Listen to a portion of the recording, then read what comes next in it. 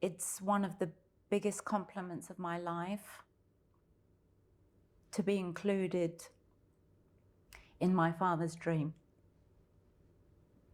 and sort of trusted.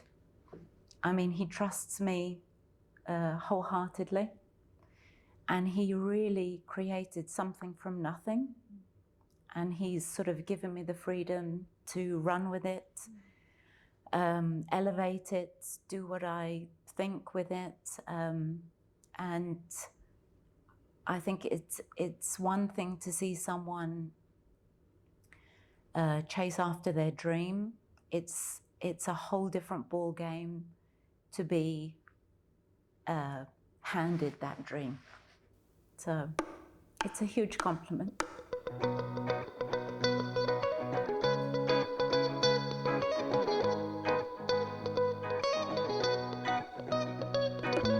Olive oil is an essential staple in so many cuisines around the world. But the birthplace of olives is not where you think it might be. DNA research shows that olive trees were first domesticated in the Middle East, specifically in the area between Turkey and Syria 8,000 to 6,000 years ago. Yet today, the Middle East is not as well known for its olive oil as Spain, Italy, and Greece, the big three European producers that together make close to 2/3 of all olive oil in the world.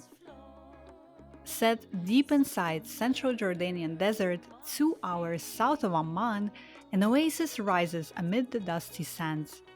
This is Maida, a single-family estate producing world-class olive oil from trees grown on 120 hectares of fertile land and pressed within an hour of picking at the on-site mill. Maida, known as Onsuri in North America, started as a dream for one man, Firas Bilbeisi, 11 years ago. With the help of his daughter, Amelia Bilbeisi, today it is a global ambassador for remarkable extra virgin olive oil from Jordan, winning over 50 global awards in the last 4 years and producing oil of the ultra-premium quality grade, a designation only 5% of the world's olive oil producers meet. Onsuri has recently been ranked 41st in the world by the Extra Virgin Olive Oil World Rankings, the only Arab Middle Eastern country to make the top 100. I wanted to know, how did Amelia and her father, both coming from an unlikely background, he an architect, her a training consultant, embarked on this journey of becoming one of the world's top olive oil producers? So we are here with an incredible Amelia Bilbeisi, who is a co-founder of an olive oil farm and company here in Jordan that is actually one of the top producers of olive oil in the world. In fact, top 5% of producers in the world. So tell us a little bit about your family, because you run a family estate, which is a really special production and operation. So tell us a little bit about your family. So, as you said, we're a family business. We are a single family estate, and basically what that means is it's a single farm. What makes us a bit unique is that we have a private mill that's located on the farm. So we literally pick, and it goes straight into the press. And anyone who knows anything about olive oil knows that anything you do to the olive and to the tree itself has an effect on the final quality. And I think coming from a family business, you know, we approach it like part of our family. So we're always concerned about everything we do throughout the whole chain, and we're working every day throughout the year till we get to the harvest. And hopefully, you know, year by year, we're pushing ourselves and improving the quality. Yes, I was lucky enough to try your oil last May when I was here in Jordan. And like I was telling you before we started recording, it kind of let's say, opened my eyes or opened my palate, and I'm not able to try or eat or have regular olive oil from the supermarket anymore, because I know the difference between true extra virgin olive oil of extremely high quality and the stuff that most of us have at the supermarket.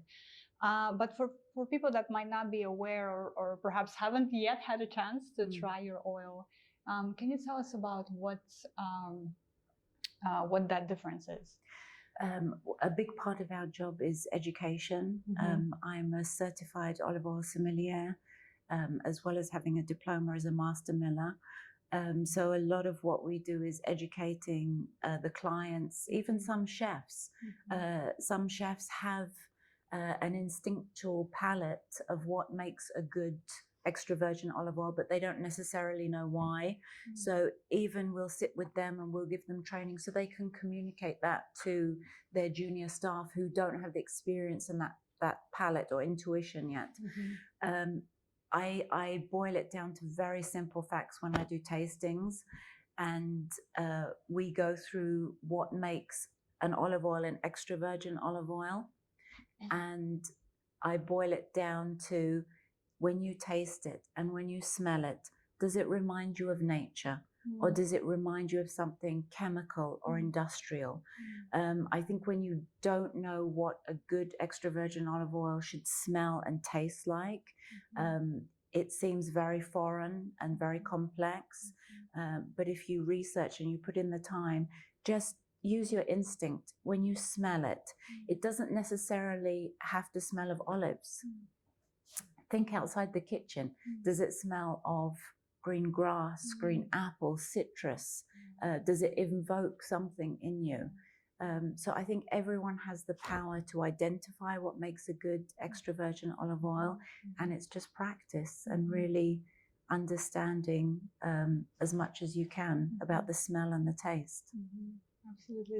What I remember from the tasting that we did with you last time is that it had a scent of flowers for me. It was very grassy. I didn't expect it to be that grassy, and also very smooth. It was so smooth. It's almost, if I can describe it, as drinking a nectar or something. That's how it felt for me, and I was so pleasantly surprised by that. That was a kind of a revelation for me, honestly, because that's not what I was exposed to before at all. You know? And when we, as you experience, when we do tastings, we try olive oil on its own, because if you're trying it with bread or something like that, the bread can change from time to time. We need to judge it naked in a way. And we're looking for certain things. We're looking for fruitiness. We're looking for pungency. We're looking for bitterness. And you need to be able to judge it purely by itself, and to see how those things have a relationship to each other as well. That's so beautiful. So tell us more about the farm itself and the dream of your father to open this farm and how it started 11 years ago. Maida Olive Oil.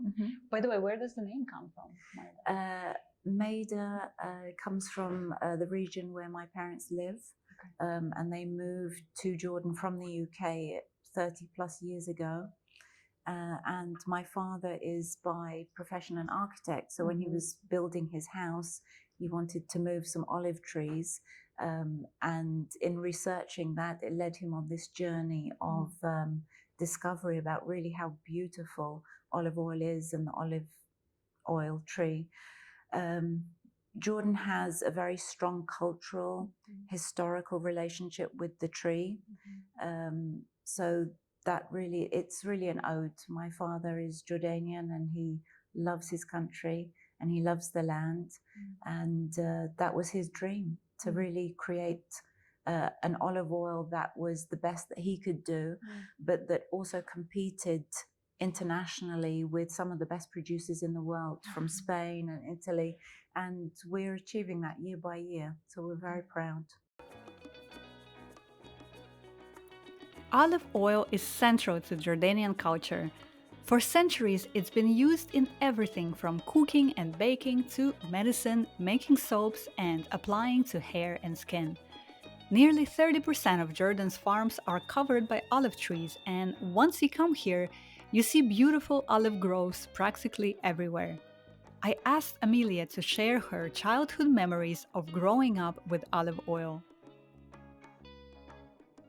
You mentioned that in Jordan, olive oil is part of the culture, right? Tell me maybe a little bit about that in your childhood growing up. What role did olive oil play? Because on every kitchen table, Yes, it's like a must. That bottle is always there. It's always present. well, I'm probably not a good example because I grew up in the UK and I came here later in life.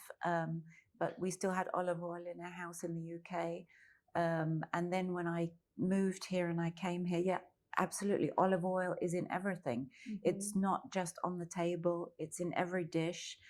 It's also in your beauty routine. I remember as a teenager, every Friday I put olive oil from head to toe.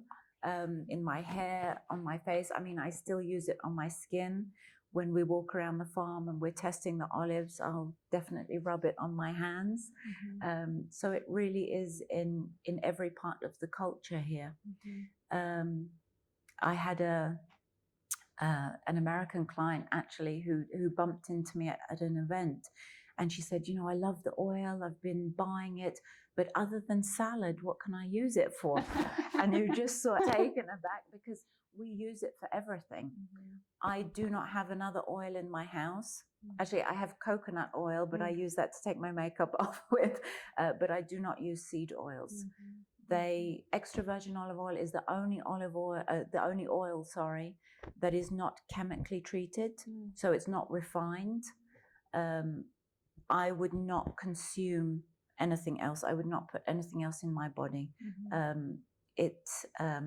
Other oils, seed oils, are highly inflammatory. So yes, olive oil all the way.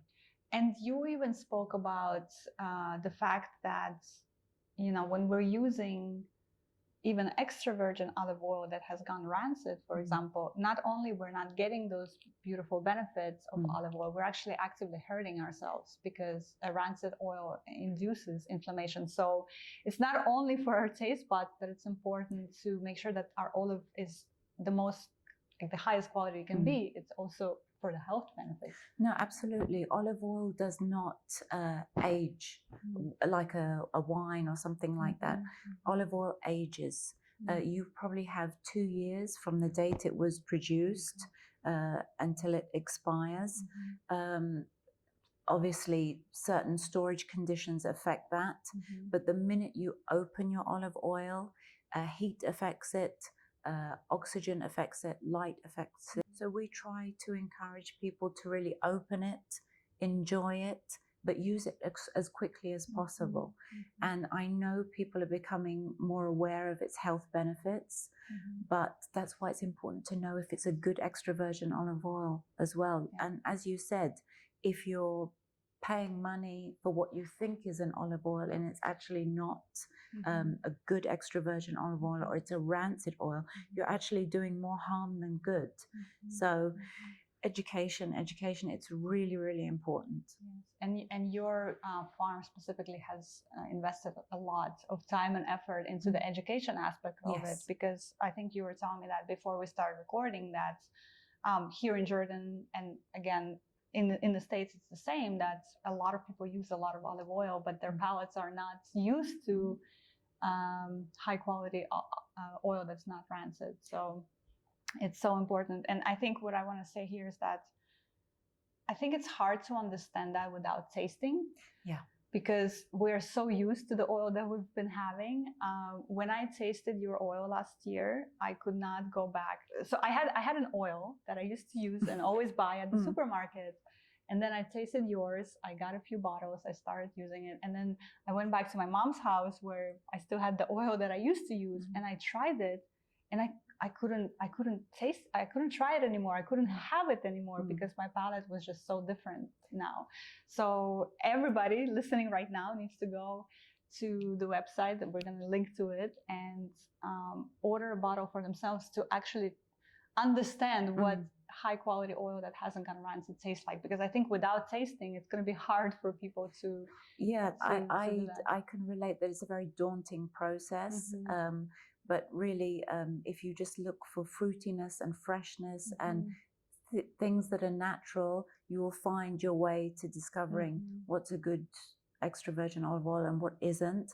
And you know, it could be, you could have bought a great olive oil, but you've had it for several years. I had some clients who were treating it like perfume, and I said, thank you, that's very sweet. They were sort of hiding it from their family, but I'm like, it's there to be enjoyed, it's there to be used. So, you know, you can always replace it. Please use it. I mean, it really is a phenomenal product. And one of the things that I find fascinating still to this day about producing extra virgin olive oil is the tree is alive, and the tree will talk to you about its history. So in olive oil production, you need to stress the tree, but you need to stress it within limits. You can't overstress it. For instance, if you do not water your trees, and this is the problem that they're having in Europe at the moment, they're used to rain-fed groves, and with climate changing and becoming more unpredictable, they're having less water on their trees, and you can taste that. Someone sent me an oil last year, and when you taste the oil, it tastes of straw or hay. And we know from tasting that tree has not been watered enough. It's been underwatered. So the tree will communicate to you about how it's been treated, its neglect, its abuse. If you overwater the tree, you flush out all those lovely flavors, and it's watery in a way, and that you can really taste that. Even when you put the olives through the mill, there are certain defects in the smell and the taste. Sometimes we don't even have to taste it, we can smell it. We know what's happened in the process. There are certain defects where you know that the producer has packed the olives in big Hessian sacks, which has caused the olives to sweat, and that's fermentation, and that's aerobic bacteria, and you can smell that. Because it changes the compounds in the olive oil. So, I mean, it really is a beautiful tree. It will communicate everything to you. So that's why you have to treat it and give it the respect that it deserves. You have really developed a relationship with this tree, and it feels like everything that you guys do really revolves around the tree, you know, and that's the results of those efforts are in the bottle. You can taste that. You can taste that difference. Right now, we're post-harvest. We're in the trimming season right now. And you told me earlier that this year the harvest took a little bit longer than usually. I'm curious, how do you know even that because you were saying how the trees weren't ready for the harvest yet, and you had to wait and wait and wait, and that's why the harvest was delayed. How can you tell if the tree is ready? Well, yeah, we have to wait until the tree communicates that it's ready.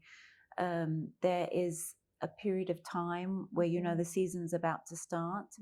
There are several ways that we can check to see if the olives are ready. Of course, we have a machine that gives us a certain number. There's something called a maturity index where you can look at the color of the olives, and you know you're looking for Varison, which is the right stage at which you can press. But I think our approach, we can use all these elements, but really we know from the pull of the olive. And we always like to approach it like the tree is the mother, and until she's ready, she does not release her daughters. And that is a certain resistance in the pull. It's how easy the olive will come away from the tree. And until she's ready to release her daughters, we do not harvest. We understand that some of our clients are very anxious and they're impatient, but it's not worth it because we've worked every single day throughout the year to get to the harvest. And if you don't harvest at the right time, all that work is for nothing. So we wait for that moment where the tree can really communicate to us that she's ready. Oh, that's so beautiful. I just love that analogy so much. And, you know, I do a lot of work with really passionate people who, a lot of them work in a very physical way. Interacting with their environment in a very physical way. And when you were talking about how you know the tree is, you can determine that the tree is ready without the use of machines. Well, machines will confirm it, but you can determine it already. The same thing I found is happening in many different traditions around the world where people are working in that natural environment. So, for example, in Austria, I did a story about the indigo blueprint making, and there the process involves putting these big linen cloths into a vat with indigo, and they also use machines to see if the indigo liquid is ready for the coloring. But they told me their father puts a finger into the vat, and that's how he knows, okay, it's ready, you know. So it's a similar concept, which I find so interesting. Yeah, I mean, it's the same in the mill as well. You have to look at the paste and the malaxa, and you have to see, you kind of get an intuition of when it's ready. But we like to confirm everything with data because we track our progress, and I want to look back and say, okay, the year before last, I have a taste analysis, a organoleptic analysis of the oil, but I want to reference that against the data, and I want to see how that's held up. I want to know the weather conditions. I want to. It's very important because you have to be proactive, especially with the weather changing. There's only so much you can do, and you have to succumb in a way to Mother Nature, but to be one step ahead and plan. It's very important in this industry. It's interesting because it seems that you are kind of taking the best of all these worlds, right? The traditional approach and the care and the admiration and respect for the tree, but you're also combining that with very high-tech, modern approach to the data analysis and planning, which is really beautiful and quite innovative, I would say, which, you know, the results speak for themselves because, again, you guys are one of the top producers of olive oil in the world, in the top 5% of producers for that extra virgin olive oil. I think it's ultra premium quality grade, which is the top 5% of producers in the world, for which this region is unfortunately not known for at the moment. And you guys are trying to change that as well. So we'll get into that in a second. But first, where I wanted to kind of dig deeper a little bit is that you mentioned that the tree is the mother who will tell you when she's ready to release her daughters. And you've also said somewhere before that in some ways working with olive oil is has a very feminine energy around it because of, you know, it's very tactile. You pay a lot of attention to taste, to aroma.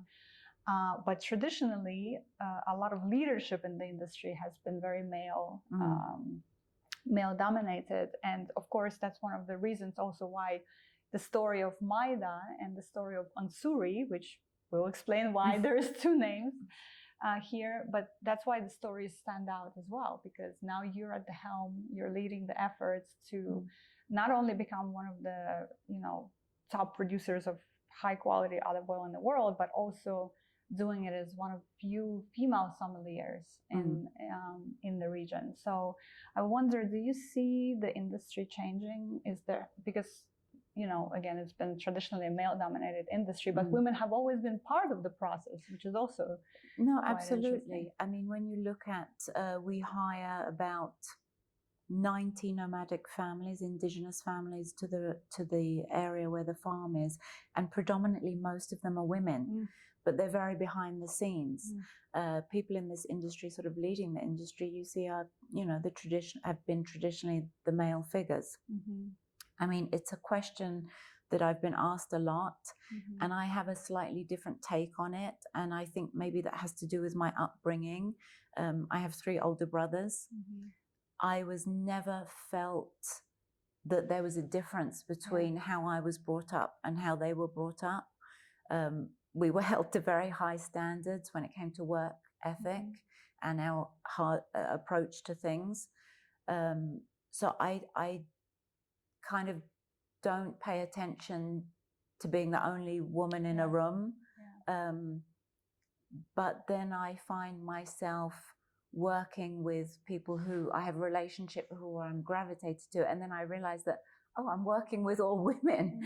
But that's just a natural gravitation. I want to find the best people to work with, whether that's, you know, external to the farm or whether it's internal. But it makes me laugh and smile that there are so many men in the industry when it's a very feminine thing. You're talking about aromas and taste palettes and having to use a very light hand, whether it's in your treatment of the tree or it's in the mill.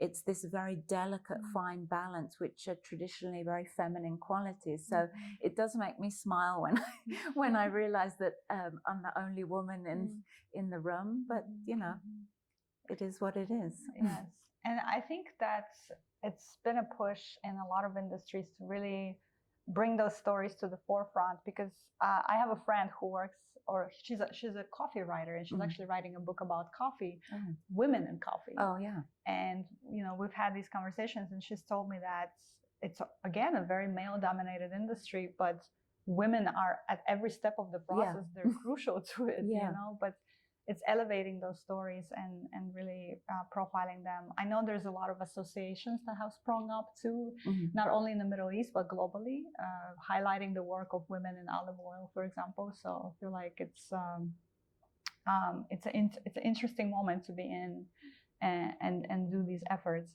But let's not confuse our audience any longer and explain Maida and ONSURI. We have two different brands. And the reason that we have two different brands is we're dealing in two very different markets. So Maida, I run with my father from Jordan, and we service the region and the Far East Asia. Onsuri, I run with my brother from the UK, and we service the UK and the US market. And we did that for several reasons. One, logistically, we're always working out what the best footprint is for us.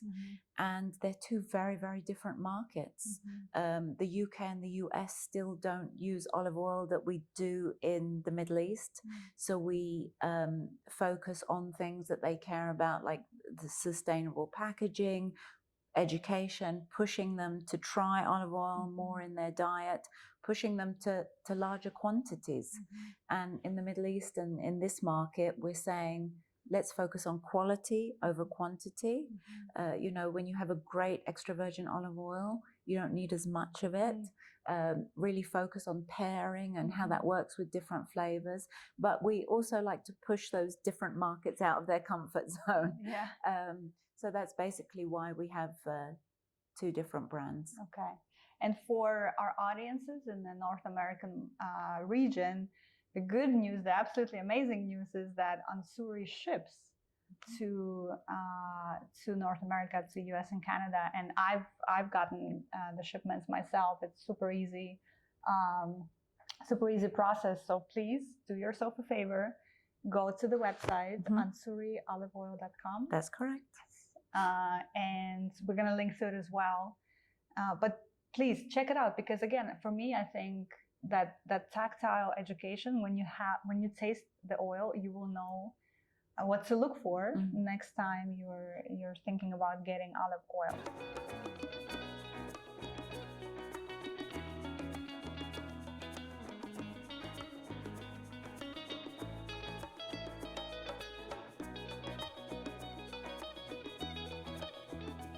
You mentioned that the US, the North American market, they don't really have the awareness of olive oil from the Middle East. So I want to get into that actually, because when I was researching more about olive oil after our first conversation, that fascinated me so much, I learned that the top producers of olive oil in the world are Spain, Greece, Italy, and Portugal, I believe, the top four.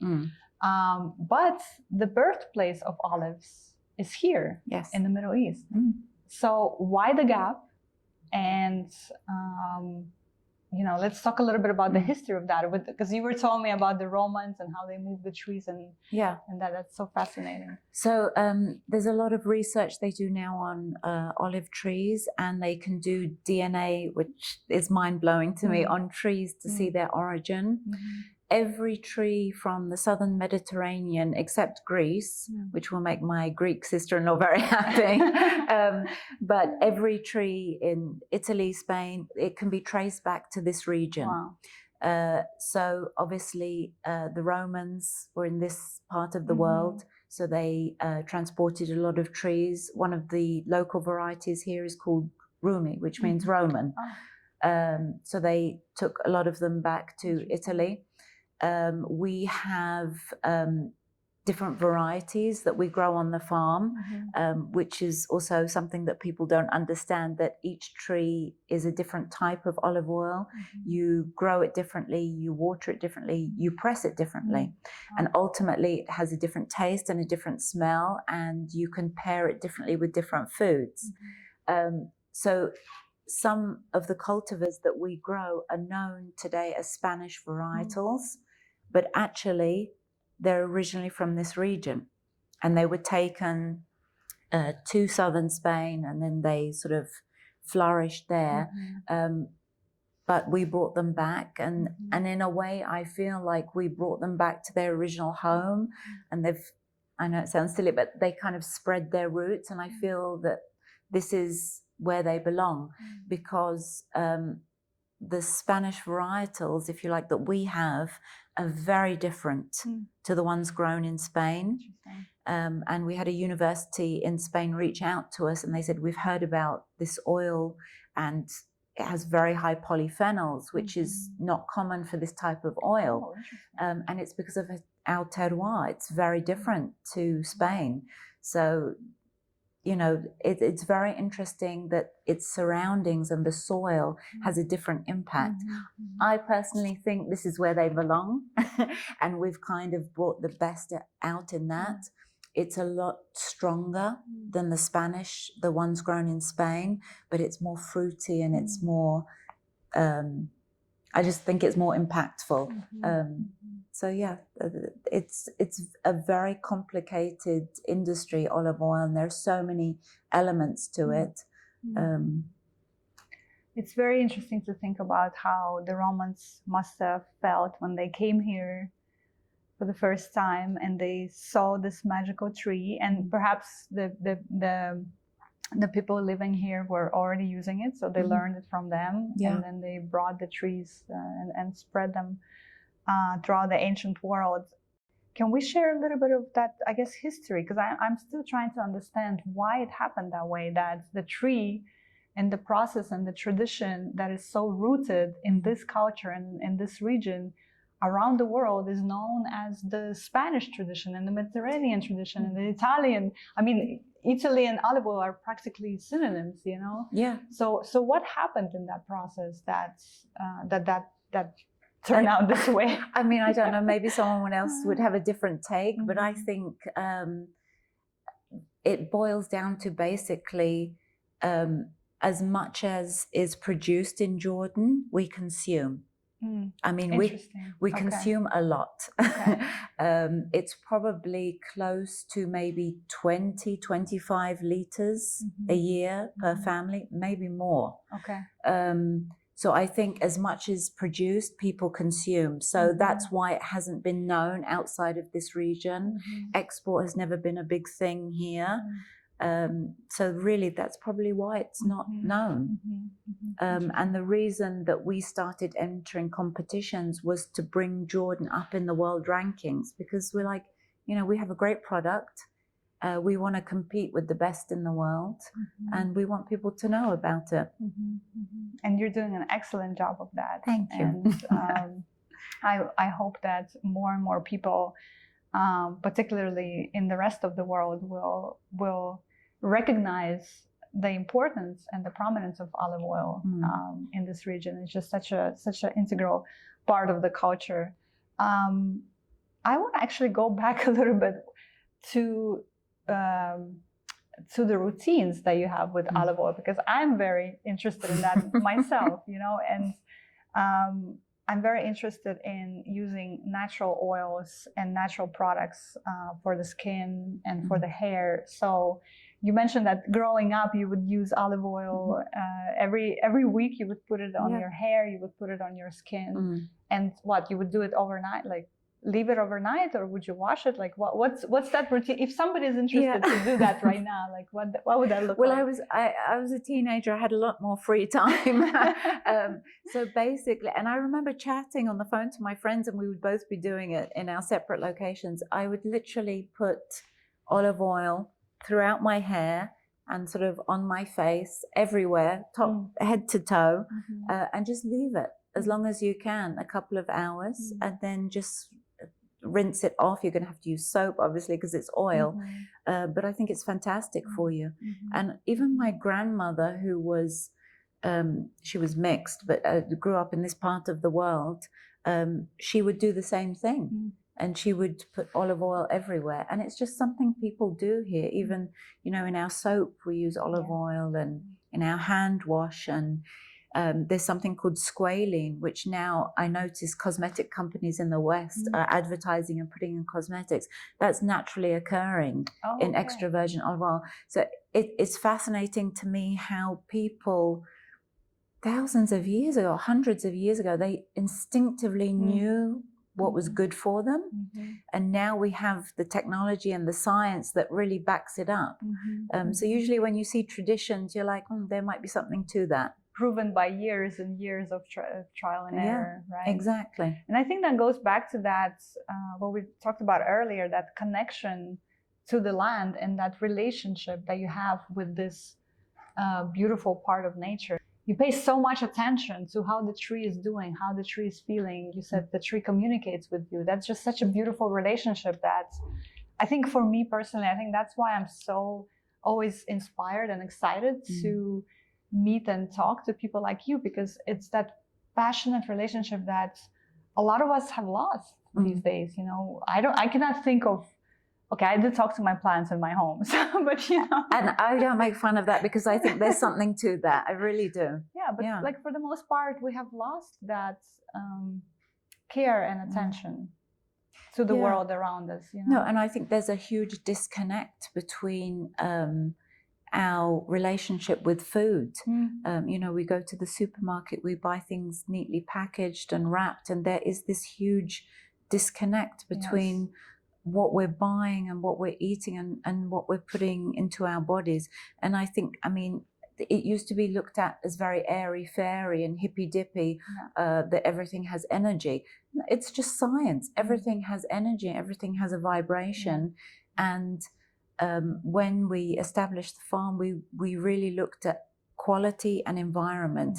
And I don't think you can have one without the other. If you don't approach the care of your ecosystem and the environment and the care of the tree, it won't produce something which is good for you or beneficial, or it will have a detrimental effect. Yeah, absolutely. And even this morning on the way over here, you know, that's how you said we're so disconnected from the land and from the nature. This morning on the way here, we were driving on this very narrow mountain road, and we passed a shepherd with a herd of sheep, and my windows were down, and I smelled the sheep, these animals, and it was such a beautiful smell. It took me back to my childhood with my grandma in her village, and I was even surprised at how much it touched me. Yeah. Because we don't smell that, and we don't have that scent in our lives anymore, you know, that's very physical, very raw, and again, beautiful. It was like, these were beautiful animals, and it smelled like a farm, and it was amazing, you know. And that is really instinctual and primal, because it's so fascinating about taste and flavor and smell, and the part of your brain that responds to flavor and taste is linked also to memory. So that's why, you know, your mum could be the worst cook in the world, but you still have this craving towards her cooking, because it's instinctual and it's in your memory. And I mean, there's nothing better than food, really. Really, there's nothing better than food. I agree. Speaking of food, we're going to come back to that, because Amelia actually does tastings here in Jordan, and it's an event not to be missed. The tasting of olive oil. But just to go back a little bit, you said how on the farm you really focus on both quality and the environment. So can we talk a little bit about how you guys are making the farm to work with the environment and to have these really sustainable practices? It almost kind of hurts me to say that word sustainable because it's been talked so much and it's lost its meaning, honestly. I feel like people's eyes glaze over when they hear sustainability. But it's a really important thing to understand of all the efforts that you guys, and you have a small team. It's not like you have an army behind you, but you have a really small but passionate and dedicated team that has made this incredible farm. No, you're absolutely right. There are certain buzzwords that make it through and people sort of jump on that. I had someone come to the farm and they was asking me, what kind of regenerative farming do you do? And I said, look at the farm. We're located in the middle of the desert. Where we're located used to be known as the Fertile Crescent. So that was an area spanning from Palestine through Jordan up to Syria, parts of Turkey, and then to Iran. And this was an area that really birthed farming and agriculture, and it was on the route, or it was parallel to the Silk Road. So it was a very important area that since, due to repopulation and urbanization, has now become just a barren desert. So when we established the farm, a lot of research was done as to what conditions would create the best production of extra virgin olive oil. So the farm was established in a very harsh environment and in arid conditions. So these problems that Europe is now facing with extreme weather, we've always dealt with it. And that's why we use technology to the best of our abilities to kind of plan out and predict. Jordan, I think, is number 2 in the world for water poverty. So water is a huge issue for us. We don't believe in wasting water. Actually, we're a zero waste farm, so we don't believe in wasting anything. So it's kind of cyclical. You have to reinvest in the soil and improve the soil and give back to the land. So really, that was the foundation of the farm, establishing an ecosystem, if you like, in the middle of nothing. And yes, sustainability has become a buzzword and everyone talks about sustainability. But because we really control the whole value chain, we see where we can implement that and what areas, but it all starts from the farm. Environmental sustainability is huge for us. We are carbon negative, and we work out that every other year. We don't do it every year because it's a lot of work, a lot of mathematical formulas, but we are carbon negative. I think you'll have to put the correct details if I get it wrong, but it was the equivalent of, I think, close to 47,000 gallons of gasoline that we did in savings. So environmental sustainability is very important to us, but you also have to look at financial sustainability. Of course, we employ 90 nomadic families, and they rely on us for that business during the harvest every year. And these are families with children. So if we're not financially sustainable, we affect that indigenous community around us who become to depend on us. They come to us every season. They camp around the farm.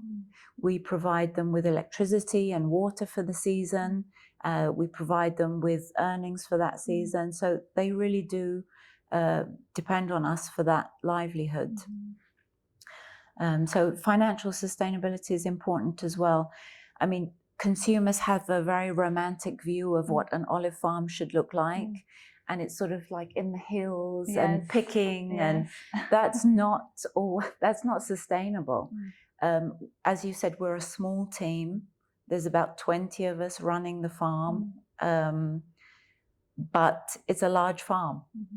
maybe not compared to Spain and Italy, but for Jordan, we're a very large farm. And the reason that it was done on that scale is because if we did it any smaller, it wouldn't be sustainable. Environmentally, we wouldn't have a big impact. And financially, we would have gone out of business. So when you look at sustainability, you have to look at it from all angles. But no, sustainability is important for us. And I think you also mentioned somewhere that you also work, in addition to the indigenous families in the harvest, you also work with refugees, some of your employees throughout the year.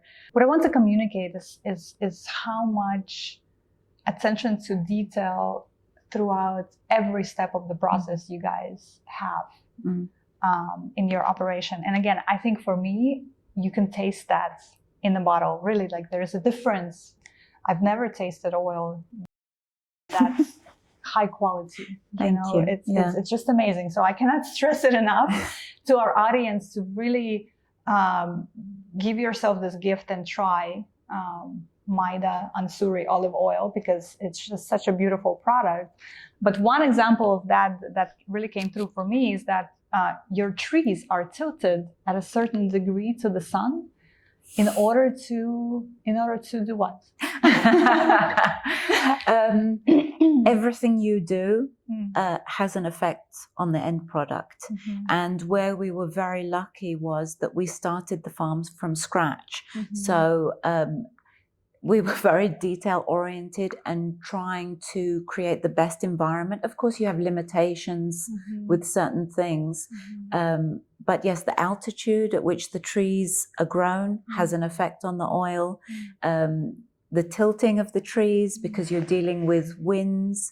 We also look at data from radiation. Oh, wow. So like sun radiation? We're looking at everything. We have PVC or photovoltaic cells in the farm, and we have to tilt those throughout the day to really maximize and use all of that energy we can. So I cannot stress enough, everything you do has an effect. And you won't be able to get everything right, but that's what you work on year after year to get as much right as you can. Wow, that is such an incredible passion that you guys have for this product. And again, that shows up in the final final product. So I want to shift gears a little bit, because I can't believe that we spent almost an hour talking about your beautiful olive oil, and we haven't yet even shared with our audience your own story, because your own story is also very unique, right? You didn't start as an olive oil sommelier immediately. You had a very different career before that. And I also read somewhere that you had an interest in digital arts before your career that you had before olive oil. So tell us a little bit about that journey for you, because that's kind of a wild arch. I mean, people find that a wild arc, but I think whatever interests you have or industry you're in, you bring yourself. And we're not single-dimensional people. We have multi-dimensions to us. I love that. I find it hilarious that I have a background in digital art, because I'm so not into technology anymore. Other than receiving the data from the farm and working in the mill, I'm much more interested in the tactile element of things, but I do enjoy looking at the data. I just don't want to be involved in how that data was collected.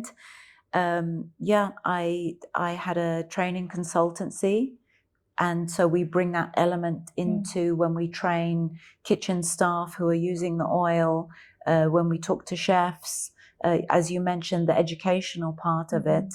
But I think whatever your industry is and whatever your background, you bring different elements to it. And I think where we've been successful is my father didn't come from this background. My brothers didn't. I didn't. So you approach it in terms of, I know nothing about this industry.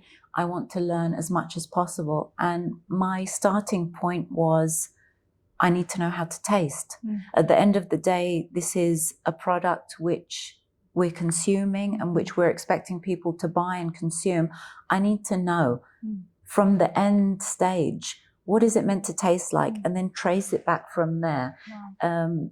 It's a fascinating industry, and it's so complex. You can look at the chemical side of it, the environmental side of it, the culinary side of it, but it all links in together. So I think that has really helped us with our industry and trying to push the boundaries and the areas where we can be successful. That is so beautiful. And I think that you guys are a great example of bringing that humility and curiosity. Like you said, we know nothing about this, so how do we approach it? You mentioned all these different aspects of how olive oil shows up in people's lives. So let's talk about some of those, right? So cooking with olive oil, yes or no? Yes. Yes. It doesn't lose its qualities in the process. There's this myth that extra virgin olive oil has a very low smoke point, so you have to use a seed oil or another type of oil. It has a very high smoke point. I mean, if you are cooking at a temperature above that smoke point, I don't think that's cooking anymore. That's incineration. When you heat extra virgin olive oil, you will lose some of its characteristics. But if you're purchasing a very high quality extra virgin olive oil, you're still getting so many benefits from it. I mean, I mentioned to you earlier, I will not have a seed oil in my house. It is highly inflammatory. I'm unfortunately getting to the age now where I'm becoming more and more sensitive to what I eat. And when I eat out, or if I eat junk food that's had a lot of seed oils, I can feel it the next day. I feel it in my body. I feel it. It's very strange that you can become that sensitive, but I think seed oils are horrible. And I really urge people, they're aging, they're inflammatory, just please don't use them. Extra virgin olive oil, you can use for everything. And it's funny that when you look at this region, where there's a history of using this oil for everything, people fry in this oil. And, I don't fry a lot of foods, but when I do, I use extra virgin olive oil. Interesting.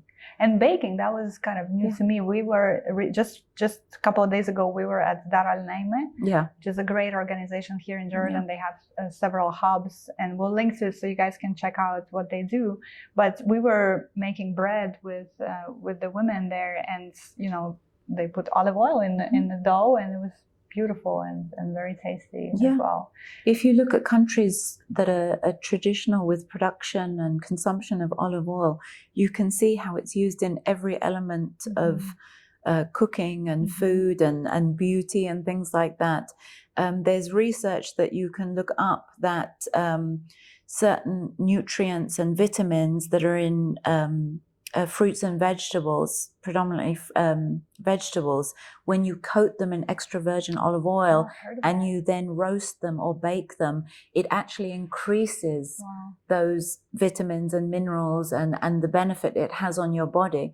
So honestly, there's no end to the benefits of extra virgin olive oil. How do you use it in your home? What are some dishes that... How do I not use it? Some favorite dishes that you do with I mean, it's the first thing I use, whether I'm sauteing or I'm roasting or baking. It's the first thing I use, and it's the last thing I use because then I'll finish the dish and I'll finish those with two completely different oils. Interesting. So an extra virgin olive oil can either make your dish or it can break your dish.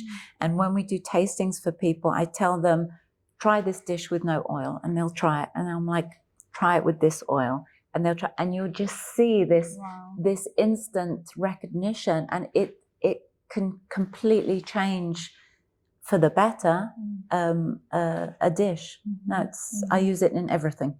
I use it in desserts, which people find strange, which for us it's not. Olive oil pound cake, which you're going to try today. Olive oil ice cream. Even if you're not making your ice cream from scratch, I tell everyone, get a scoop of your favorite vanilla ice cream, put some sea salt, and then put some olive oil on it. Yeah. That sounds amazing. That sounds really wonderful. And you guys have 4 varieties of those oils. And I believe that, correct me if I'm wrong, but on your website, when people are going through and, ordering, they can see kind of the profiles of each and what it goes well for. Because like you said, some is better at the beginning, some is better at the end. So you guide people. I always recommend for people to start with sort of like a medium oil, like an Arbasana. It's very buttery, tomatoey. It generally goes with most cuisines, and if people like pasta and salads and pizza, it's a great oil to use for that. And then once you're comfortable with that, branch out.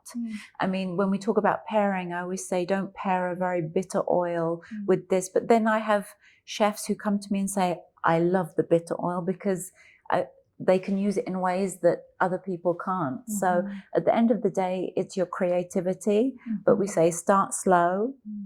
You will always have a favorite. I have a favorite every season, but I still use at least 3 oils in my kitchen at one time. And every season, your favorite changes depending on what's happening that year. And I think that's also the beauty of this product, right? That it reflects, you're so in present moment with it because it reflects what's happening this year and gives you that feedback immediately. No, absolutely. You want the aroma profile and the taste profiles to kind of reflect what you went through in the season, the good things you went through anyway. So that changes from season to season. Having said that, you have to have a kind of consistency. So I know that Arbequina is going to be super grassy and floral, but it's going to have a relationship between the bitterness and the pungency that the Arbasana has a different kind of relationship with. But that's, as producers, what we're looking for. But as a consumer, you want to know that if I'm ordering Arbasana this year, you know what to expect the following year. And that's something we've been working on as well, year after year, to get that consistency. That's really beautiful. By the way, when you guys go to some of the top restaurants in the world, some of the Michelin chefs in the world are using, are purchasing Amelia's oil. So know that you might be already exposed to it in some places in the world. Can we say where in the world, or like which region at least? It's multiple regions, but we tend, because that's used in the kitchen, and we've been very fortunate to work with some fantastic chefs. So we respect their privacy as well by not divulging who they are. But it's a huge compliment to us. Exactly. And it's always fascinating. I've had several great chefs come to the farm, and we do tastings with them, and we switch up what kind of tastings they do, because they're some of the best chefs in the world. So you really don't want to talk to them like they know nothing about flavor. You don't want to offend them. But some of them are just fantastic, and they'll come in and say, I know nothing about oil. But then when you sit with them, you're like, oh my God, their palate is amazing. They pick up everything because that's their business. So that's always a huge compliment for us. And you never know, if you come to the farm, you might see one. Speaking of coming to the farm, is that something that you guys, are you open for visits, or is that something that people can arrange? We have many tourists that contact us even before they make it to Jordan. We do tours. It's great if it's done through a tour company because it makes things a lot easier for us. But just reach out to us and we'll tell you, yes, we can, no, we can't. Obviously, it's a working farm, so there are certain times of the year that we can't have people come to the farm for health and safety, and because we're doing certain things, but we will always answer you and make it happen if we can. Amazing. If you guys are ever in Jordan, which you should come to immediately, by the way, definitely see if you can do a tasting with Amelia in Amman, or even better, come to the farm, but that needs to be arranged ahead of time. And by the way, I'm now thinking that I should include that as part of my group trips when I do start them again, because that's just such a beautiful You're way. more than welcome. And it's a long trip for a lot of people, but it really is worth it. It is an oasis in the middle of the desert. And because we have so many trees, there's so much oxygen in the atmosphere. And we've had people go, thanks for the tour. I came home and I collapsed. And that's how every time, even now when I go to the farm, there's so much fresh air and oxygen that you just feel this, you have the best sleep, first of all. And I always find it funny. Every tour we do, it's the same pattern. As we're driving to the farm, everyone's very chatty and but as we're driving back from the farm, everyone is just sort of in this Zen state, because it's just fantastic to be around that. Yeah. And the more we can do that in our lives, the better, because again, we have just lost so much of that interaction with nature and with beautiful trees, beautiful magical trees like olive trees. So you guys have been really successful in this endeavor, in this effort. You have this incredible oasis in the desert, and you're working with some of the most amazing companies and people in the world. What does this mean to you, that you are a sommelier for a beautiful farm that your father has dreamed up and put into reality, and you're putting the name of your farm, but also of olive oil, or elevating the profile of olive oil from this region to the world? Oh, you asked me a very emotional question now. I always thought I would not work with family. I'm very methodical when it comes to my work. I love to push the boundaries and work very hard in whatever endeavor I've done. And for years my dad said, you know, you need to come on board, you need to start working. And I always refused. I had very young children. I knew I wasn't going to work when my children were young. And I was living all over the world. I lived in the States, in the Gulf, in the UK. And then when I came to Jordan about 5-6 years ago now, I don't know how he dragged me in. It kind of started, I have a friend of a friend who's in Saudi Arabia, and all of a sudden I woke up and I'm rebranding and I'm training and I'm learning all these things. But I think it's one of the biggest compliments of my life to be included in my father's dream and sort of trusted. I mean, he trusts me wholeheartedly, and he really created something from nothing, and he's sort of given me the freedom to run with it, elevate it, do what I think with it, and I think it's one thing to see someone chase after their dream. It's a whole different ball game to be handed that dream. So it's a huge compliment. Beautiful, beautiful. And you're doing a beautiful job with that dream. Thank you. Thank you.